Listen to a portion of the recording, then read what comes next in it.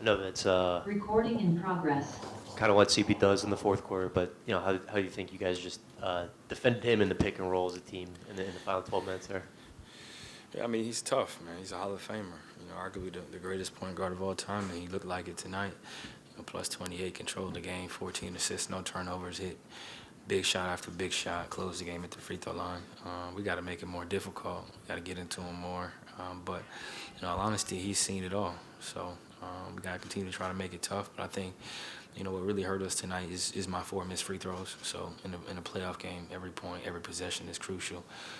So that's 4 points I left out there on the court. And then you talk about turnovers. I had 2 turnovers that led to points, right? So, one obviously hit the ref's foot, but it led to 2 points and one.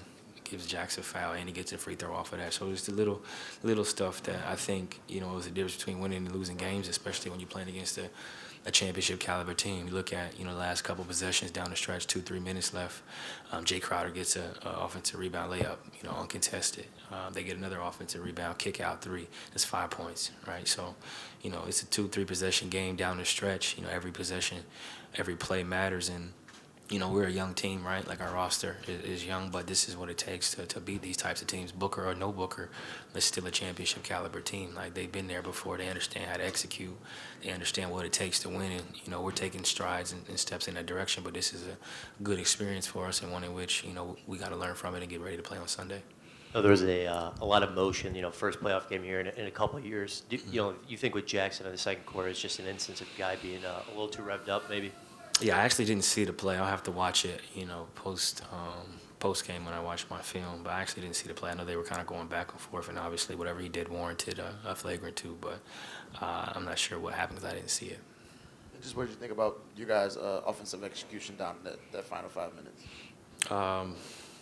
Good at times, not so good at times. We got to do a better job of fighting for position, playing with better pace, getting the ball across half court, getting us into stuff better, faster. I think we got some good looks. Larry got a 3.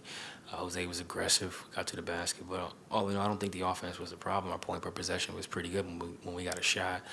We got to get stops. I think that's what it comes down to. You score as much as you want, but if they're scoring 2 and you're down, it's a seesaw back and forth. So obviously there's some things I can do better, some things we can do better as a team, and we will. But defensively, we got to be more in tune, more on the string. And offensively, we got to take care of the ball. I think they had 5 turnovers as a team. We have 14 or 15. So turnovers weren't bad. We just can't have turnovers that lead to easy possessions for them. And what did you kind of see as far as Aiden's first half, him being able to get his shots, and how you guys kind of responded in that second half? SCP got him going. He doesn't really try to score until the fourth quarter. He kind of rests throughout the game, get everybody going, and then he tries to take over down the stretch. And he fed Aiden early in the pocket. Aiden hit a 3, got to the free throw line, did a little bit of everything. And I think we did a much better job showing bodies in the second half. CJ, what's sort of your message to the younger players who may not really understand that it's just one game in the series? Yeah, it's a long series. There's a lot of emotions that go back and forth, and the wins and losses and execution and lack of execution. And you got to turn the page, learn from your mistakes, figure out ways you can play better, but also look at all the things that we've done well up to this point.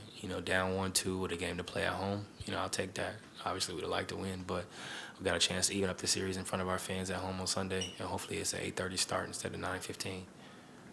CJ, with Booker out, is a greater premium going to have to be placed on DeAndre Ayton? We saw what he did, of course, in tonight's game. They have the type of team where other guys can step up by committee. Tonight it was Ayton. Tomorrow or the next day it could be somebody else who gets hotter or gets into a flow and gets more touches and more opportunity. But Ayton is a very good player. Been very capable his whole career, has played well all season, and gets more touches, is more involved in the offense. When an MVP caliber player like Booker is out, he's going to get more touches. He has to.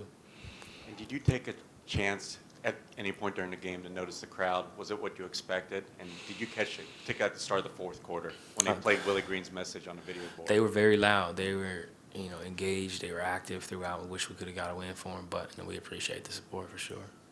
CJ, you mentioned the late start. Did that throw the rhythm off at all? And no excuses, but no one wants to be, in this arena at midnight. Respectfully, like you guys, but no, I'd rather not be here at midnight.